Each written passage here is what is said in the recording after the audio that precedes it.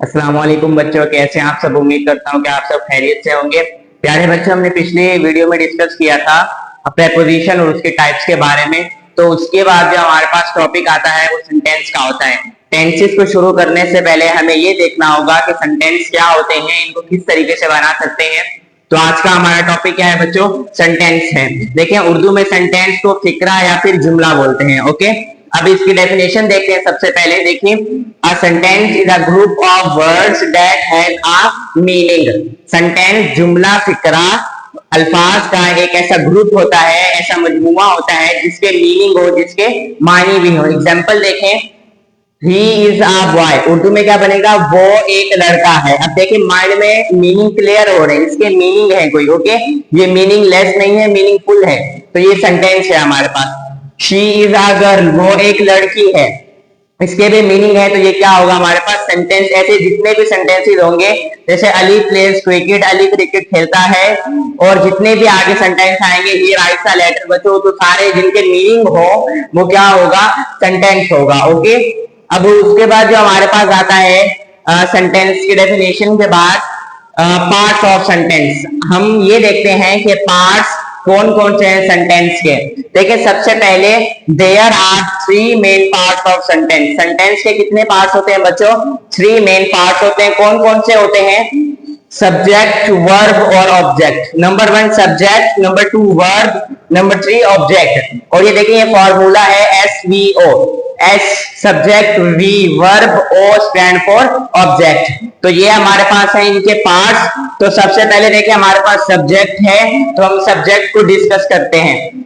Subject की definition क्या होती है? The subject is the person, the subject is a person, animal और thing that does the action in a sentence. Subject जो होता है, या वो शब्द होगा, या जानवर, या फिर चीज। अब इनका काम क्या है? ये काम क्या करता है? दैट डज द एक्शन, जो सेंटेंस के अंदर किसी काम को सरअंजाम देता है, कोई एक्शन करता है, तो वो हमारे पास क्या होता है बच्चों? सब्जेक्ट होता है। वो एनिमल भी हो सकता है, पर्सन भी हो सकता है, कोई चीज यानी कि थिंग भी हो सकती है। एग्जाम्पल देखें, अली प्लेज क्रिकेट। अब देखें, यहाँ पे क्रिकेट कौन खेलता है? अली। तो अली हमारे पास क्या होगा? यहाँ पे सब्जेक्ट होगा। उसके बाद the cat drank the milk, दूध कौन पीता है? बिल्ली। तो द कैट हमारे पास क्या है बच्चों? सब्जेक्ट है। ओके, उसके बाद देखिए, माई सिस्टर सिंग्स वेल। अब यहाँ पे कौन अच्छा गाती है, मतलब कौन गाना गाती है? माई सिस्टर, मेरी बहन। काम ये कर रही है, तो क्या ये क्या होगी? सब्जेक्ट होगा हमारे पास। तो ऐसे वर्ड्स या ऐसी चीजें, जानवर, या फिर शख्स, लोग जो किसी जुमले के अंदर काम को सरअंजाम देते हैं, वो हमारे पास क्या कहलाएंगे बच्चों? सब्जेक्ट कहलाएंगे। Okay, clear. उसके बाद हमारे पास आता है नंबर टू पे वर्ब। वर्ब देखें, हमने पहले भी पढ़ा था, a verb is a word. Verb एक ऐसा लफ्ज है दैट शोज, जो जाहिर करता है या करता है एन एक्शन और स्टेट ऑफ बीइंग, किसी भी काम को जाहिर करता है या किसी भी काम के शुरू वाले पहलू को, वो काम कहां से शुरू हुआ है उसको कौन जाहिर करता है? वर्ब जाहिर करता है। Example, Ali pledge cricket, Ali cricket खेलता है।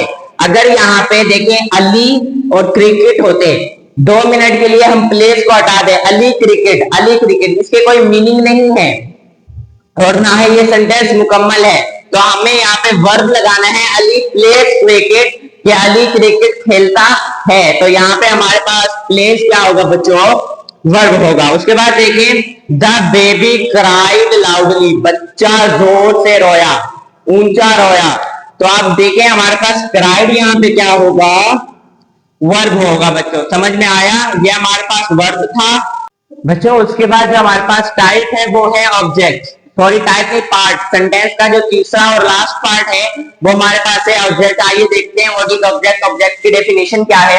तो देखिए, the object is the person और thing that receives the action of verb. Object या फिर या पर्सन होगा या थिंग, यानी कि शख्स या चीज, that receives the action of verb, जो वर्ब के एक्शन को, यानी वो काम जो वर्ब करता है उसके एक्शन को रिसीव करता है, अपने पास लेकर आता है। अब एग्जाम्पल देखें, मैं आपको एग्जाम्पल के साथ समझाता हूं। Ali pledge cricket, Ali cricket खेलता है। अब यहाँ पे देखें अली प्लेज, अगर ये होता अली प्लेज, अली खेलता है, क्या खेलता है? क्रिकेट खेलता है। तो क्रिकेट पे ये वो चीज है जिस पे काम किया जा रहा है, जिस पे काम किया जा रहा है, तो क्रिकेट हमारे पास क्या होगा बच्चों? ऑब्जेक्ट होगा। उसके बाद देखिए द कैट, बिल्ली ड्रैंक द मिल्क, दूध पी गई।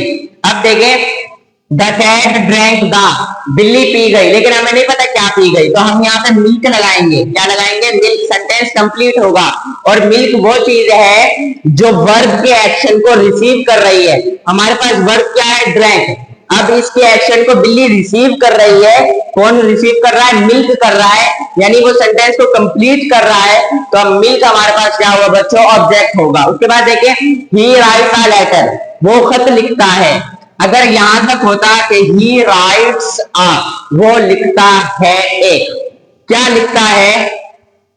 आगे हम लगा दें लेटर, वो खत लिखता है। अब देखिए राइट्स हमारे पास क्या है? यहाँ पे वर्ब है, और इसका जो एक्शन है उसे रिसीव कौन कर रहा है? लेटर कर रहा है। यानी अली लिख क्या रहा है? लेटर, खत लिख रहा है। तो खत हमारे पास क्या होगा? ऑब्जेक्ट होगा। ऐसी जितनी भी चीजें सेंटेंस के अंदर, ऐसा कोई भी वर्ड जो वर्ब के एक्शन को रिसीव करता है, तो वो क्या होगा हमारे पास? ऑब्जेक्ट होगा। ओके बच्चों, ये ऑब्जेक्ट है हमारे पास। उसके बाद देखें ये एक इजी फॉर्मूला है हमारे पास याद रखने के लिए किसी भी सेंटेंस को। सबसे पहले सब्जेक्ट, उसके बाद वर्ब, फिर ऑब्जेक्ट। इसी तरह ये देखिए अभी ये वाला सेंटेंस है ना, ही राइट्स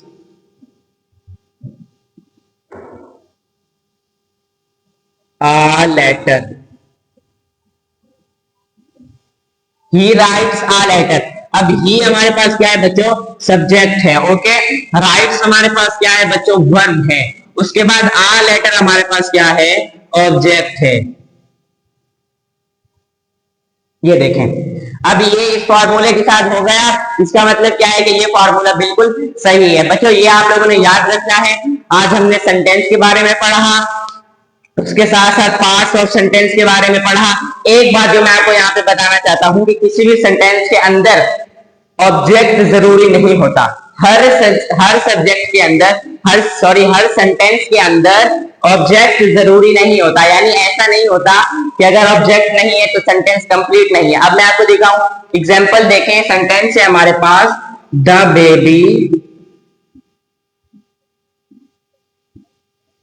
क्राइड। अब इसको उर्दू में कैसे लिखेंगे? बच्चा रोया। अब देखो इसके मीनिंग कंप्लीट हो रहे हैं ना, इसमें ऑब्जेक्ट नहीं है लेकिन फिर भी इसके मीनिंग कंप्लीट हो रहे हैं, ये मीनिंग लेस नहीं है। तो इसी तरह ऑब्जेक्ट जो है हर सेंटेंस के अंदर आना जरूरी या लाजमी नहीं है। किसी ऐसे बहुत से सेंटेंसेस होते हैं जिनमें ऑब्जेक्ट नहीं होता लेकिन वो मीनिंगफुल होते हैं, मीनिंगलेस नहीं होते, जैसे मैंने आपको ये एग्जांपल दी। इसी तरह के और बहुत से सेंटेंस होते हैं। तो बच्चों ये आज का हमारा टॉपिक था। उम्मीद करता हूँ कि आप सबको समझ आया होगा। इसके बहुत सारे प्रैक्टिस कीजिएगा। अगली वीडियो तक के लिए अल्लाह हाफिज।